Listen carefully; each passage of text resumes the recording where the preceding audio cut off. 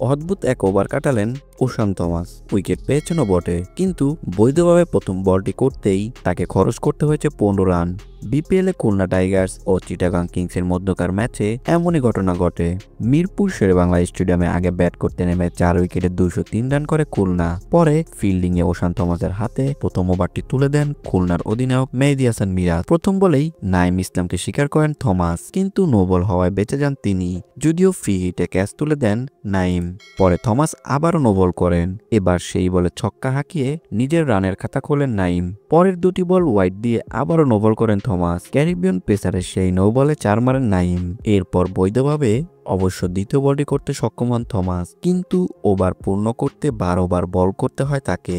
এর মাঝে আরও একটি নো বল করেন তিনি। 18 রানের সেই ওভারের পঞ্চম বলে ক্যারিবীয় পেসার নাঈমকে ফেরান। এর আগে অবশ্য ক্যারিবিয়ান প্রিমিয়ার লিগে এক বলে 14 রান খরচ করারও রেকর্ড রয়েছে থমাসের। ভিডিওটি দেখার জন্য অসংখ্য ধন্যবাদ। নিত্য নতুন এমন ভিডিও পেতে হলে আমাদের চ্যানেলের সঙ্গেই থাকুন, সাবস্ক্রাইব করুন, ভালো লাগলে অবশ্যই লাইক করুন। ভিডিও সম্পর্কে যে কোনো মন্তব্য করতে পারেন আমাদের কমেন্ট বক্সে। ধন্যবাদ।